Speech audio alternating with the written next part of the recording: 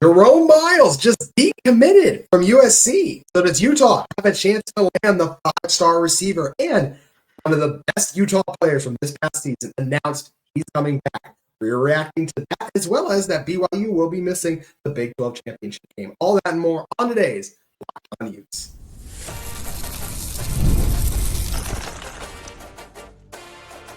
You are Locked On Utes, your daily podcast on the Utah Utes. Part of the Locked On Podcast Network, your team every day.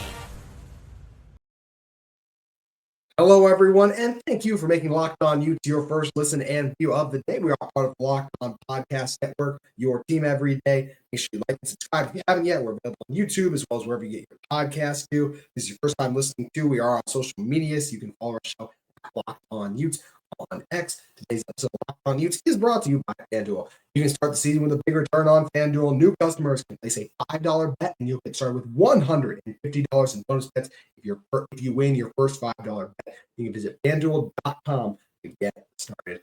My name is JT Wistrcill, former intern inside the University of Utah Athletic Department. Excited to have on Nate Carter of KSL Sports. Does a great job covering games at the high school level. And Nate, I'm glad we're having you on tonight because we're going to talk about one of the best players, according to 24/7, the best player in the state of Utah in the 2025 high school class, and that's Jerome Myles.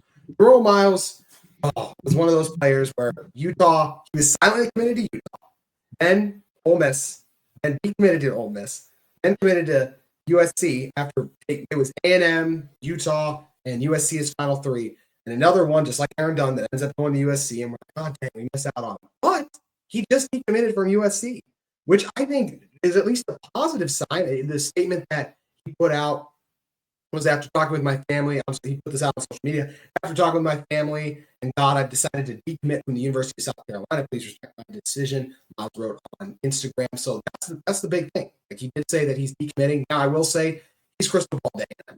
So that obviously hurts Utah's chances at him, but the fact that he decommitted from USC definitely puts Utah back in the running for Jerome Myles, which at least gives me a little bit of excitement because this would be the best wide receiver and overall the best recruit that Utah's ever gotten. And the fact that they at least have a chance on him, it is noteworthy to me, Nate.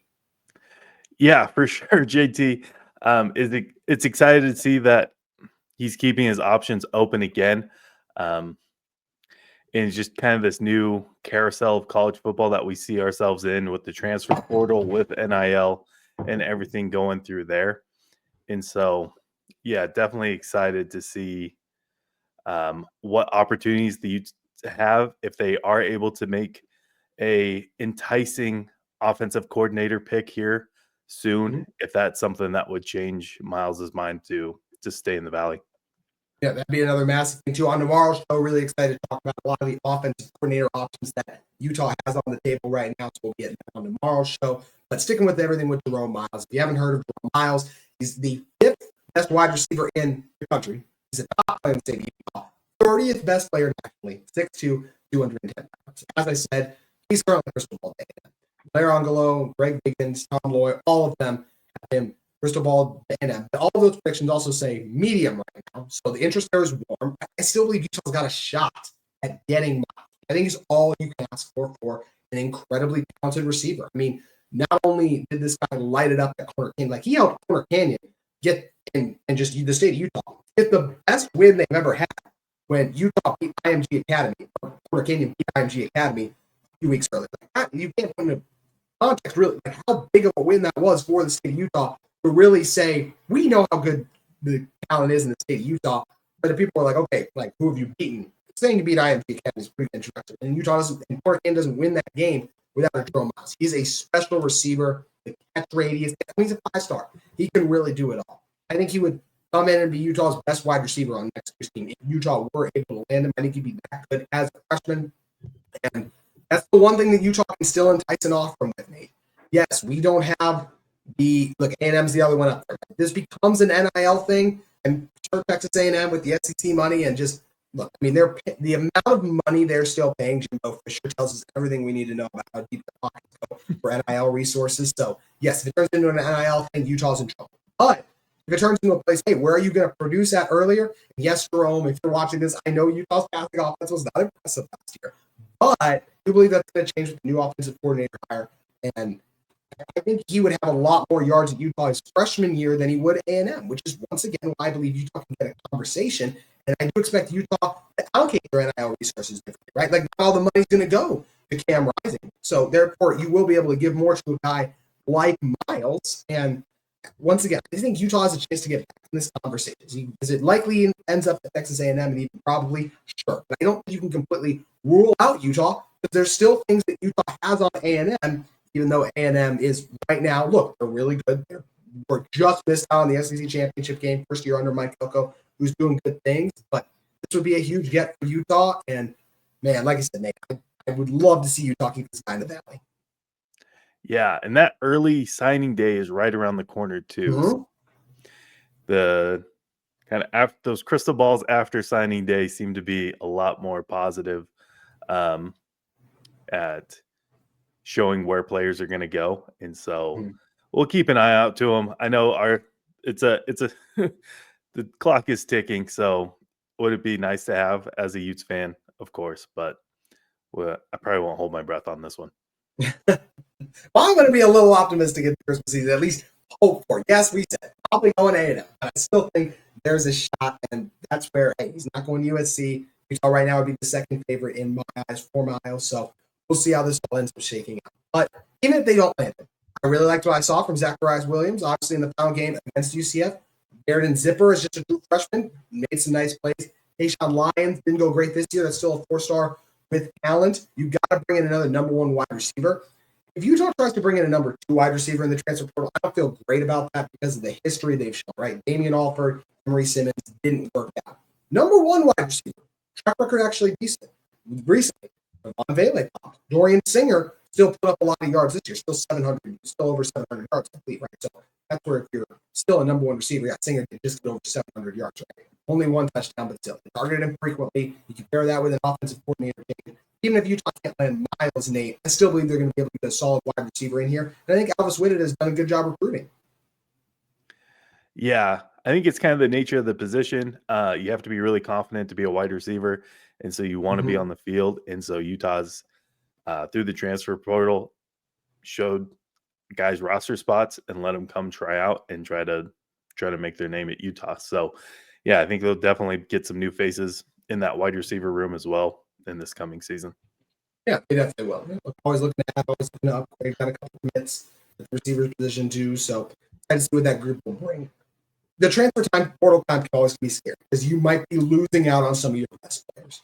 Well, thankfully, one player over the weekend put out on social media that he actually is not going to be transferred. And we should all be rejoicing at that. I'm going to tell you who that is and why we should be really excited about this individual sticking around the University of Utah in one moment.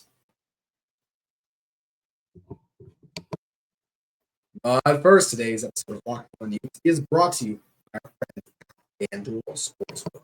Get ready to tackle the NFL action with FanDuel, America's #1 sportsbook. Because right now, new customers can bet $5 get $150 in bonus bets if you win.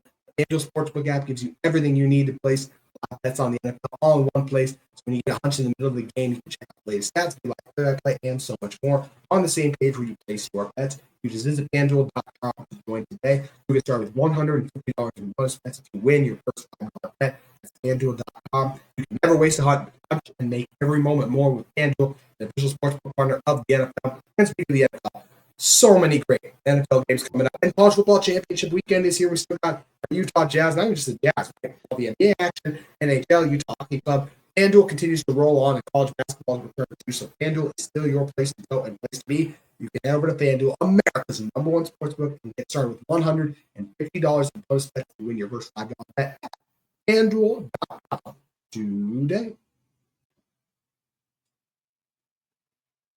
All right, Nate, coming back into this one.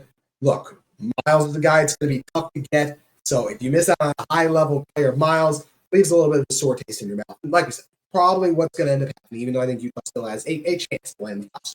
And I'm an optimist, so I'm going to continue to try to talk myself to that too. But one guy we know is staying at the University of Utah, as he announced this weekend, is Cameron Calhoun, who tweeted out after Michigan's win over Ohio State. Crazy game, by the way. Tweeted out "Go Blue," which he transferred from Michigan. I'm sure that gave everyone a little, like, anytime you see someone tweet now Go Blue, who's not on a Michigan roster on any team. You tweet like that makes you nervous. It raises your nerves. Like, okay, what's going on here? But that was only the split second reaction because right after that he put in parentheses, "I'm not transferring." I don't know about everyone else, but woo, that was a big sit back and exhale for me.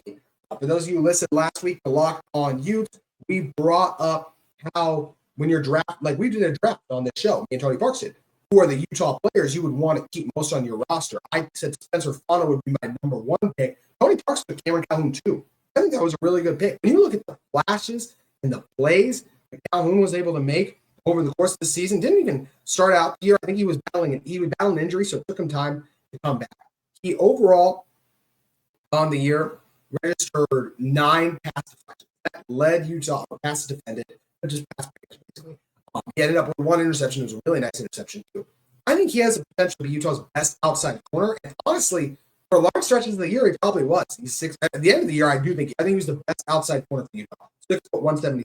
What leads me to say he was Utah's best corner by the time the season came to a close? How about the fact that I forgot he was playing at points against UCF because he was never being targeted? I think Calhoun is that good. He's a former 4-star. He's already won a national championship with Michigan. Got a chance to stay at Utah with a lineage of defensive backs being developed and going to the NFL. I love that he's sticking around. Nate, I'm a huge fan of this guy's game. Yeah, super fun to cheer for. Guy played his way onto the field through practice, got recognized, got minutes. If you go follow him on Instagram, his bio just says blanket at Utah Football. And I love that character as well. Just having fun with it out there, playing ball. And yeah, he's working with a great DB coach and Coach Shaw, and he gets a chance to play another successful season. The system fits him, so I don't see why he would want to walk away.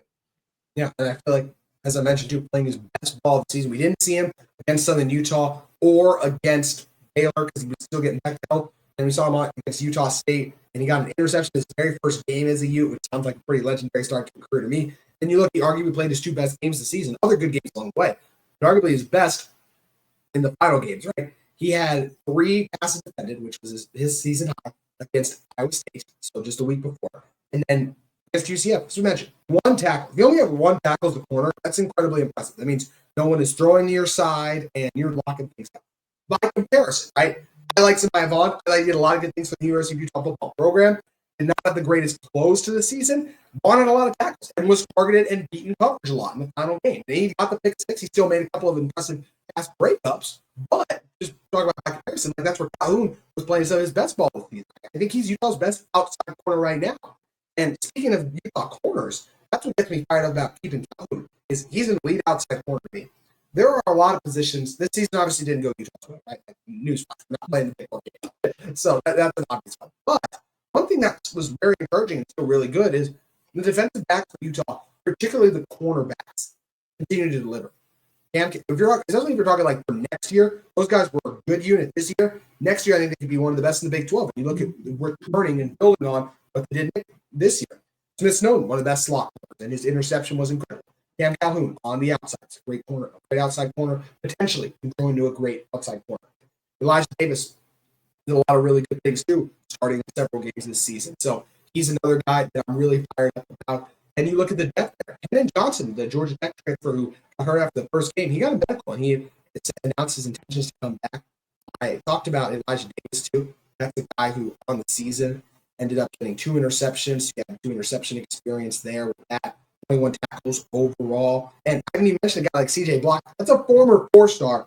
If he sticks around at Utah, that gives you good depth there. So that's 4 cornerbacks who have played a large amount of snaps. You get another guy, Blocker, as well as a couple of the other defensive backs who are still learning and growing with their experience.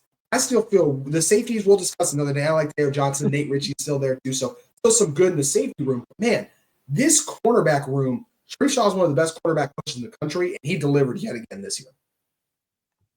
Yeah, for sure. It's just, this defense stayed on the field longer than they wanted to, but they definitely put up a fight each week. And so, yeah, a lot of the game recap was if the offense could have kept up their end, the season would have played a lot differently.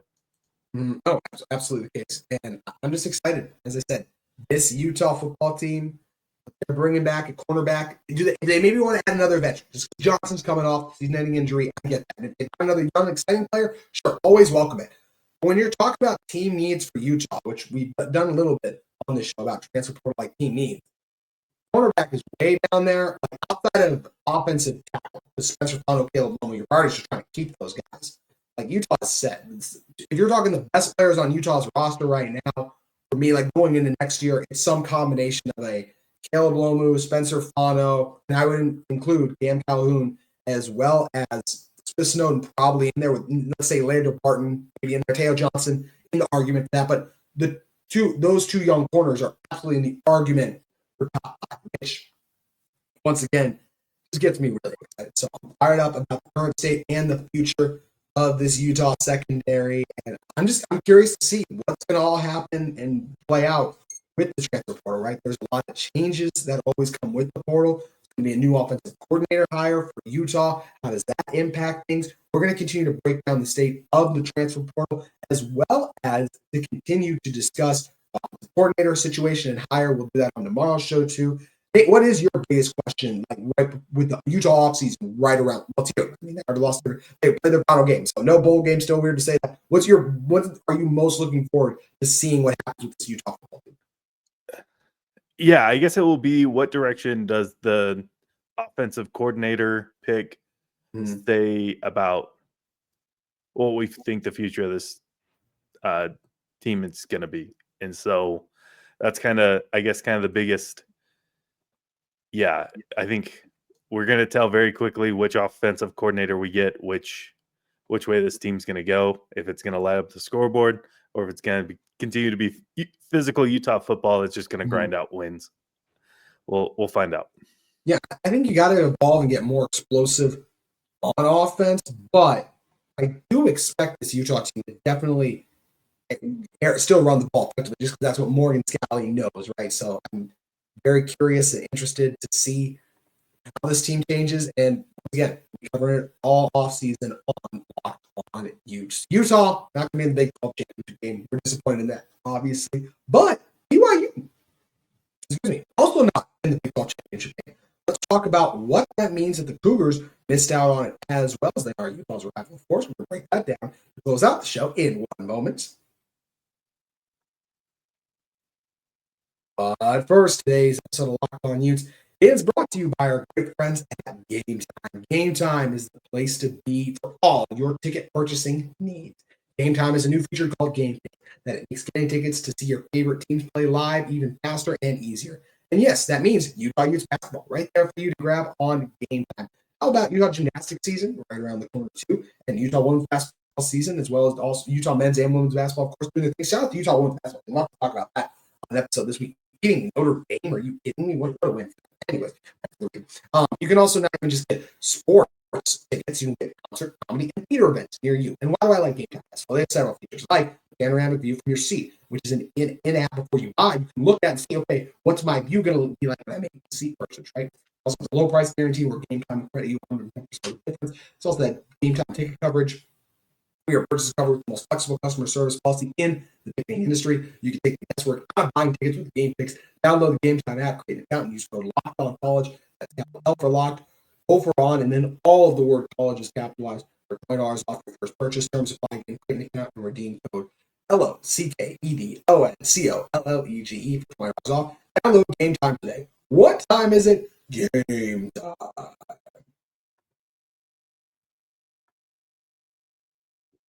All right, Nate, coming in to close this one out. BYU missed out on the Big 12 championship game. Obviously, not seeing Utah get in hurts, but seeing the Cougars out is a little bit of a consolation prize. I mean, they are still our rival and everything. They're a part of me that's like, you know what, some of those high school football players from the state of Utah, would I have been happy for them to go in there and have a chance to play for it? Sure. But at the end of the day, it's still BYU. So seeing BYU miss out on it, it's unfortunate for the Cougars, obviously, just being for Utah.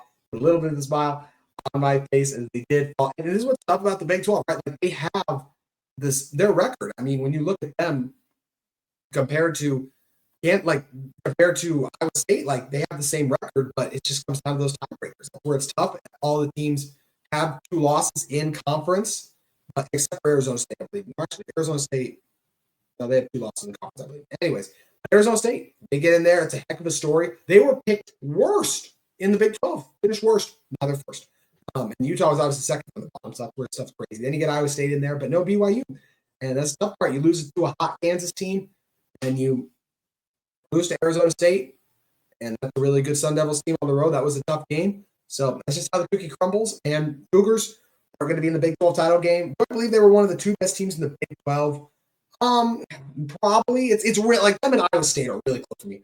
Right now, I think Arizona State's the best team. You could argue Colorado's in there, but at the same time, Colorado lost to a ascending Kansas team. So can't really make a great argument for them either. So it's tough if they were one of the 2 best. It's a heck of a season BYU had, Nate, but just couldn't get in. Yeah, I think you just kind of talk to the level of the Big 12 that all these teams are pretty evenly matched, so it does make a very fun conference scenario. I think going into Saturday, was there like 5 teams that could make the title game if like every possible combination of win-loss affected the outcome. Yeah. BYU knew they weren't going to play, but if they lost to Houston, Colorado was getting in versus Iowa State just in the head-to-heads. And so definitely exciting photo finish there to watch. It was interesting to see. Yeah, ASU was able to steam up kind of out of nowhere. Kansas finally got it together towards the end of the season to try to crash everyone's hopes and dreams of making that Big 12 title game. So a fun conference. Tough that Utah wasn't thrown into that mix, but though feels safe to say I think they can reload and throw their hat in the ring next season. Yeah, I definitely think they can. BYU will be right there too. I mean, the Cougars have built the second year in the Big 12. Kalani Sitake, they have NIL going too strong. So, and Jay Hill's done a great job as DC. They got a stable foundation. BYU is going to make a very good bowl game. They had a really good season, but it has been down on the Big 12. So, yes, like I said, as a Utah fan, that does bring a little bit of smile on my face. It's like, hey, we can't win it. I didn't exactly want my rival to win it either. So I'm sure a lot of you guys could relate to that. Drop your comments below however you feel about BYU. I'm excited Cam Calhoun coming back. I know I'm over the moon about it. Jerome Myles. Do you think Utah's got a shot at him? And who do you want Utah to hire as their OC? That's the focus on tomorrow's show. Hope you'll join us. And hope you all had a great wrap-up of Thanksgiving weekend. Enjoyed the final Utah game. Great to end with a win. What is Kyle Whittingham's future? We'll continue to break that down as well. Make sure you guys give Nate a follow at CrazyN8 on Twitter or X. Nate, thank you for stopping by. Always great having you on. Yeah, thanks for having me back, JT. That's going to do it for today's Locked On Utes. We'll be back with you tomorrow as the offseason rolls on, because there really isn't an offseason. Always some news, and we'll have you covered on Locked On Utes.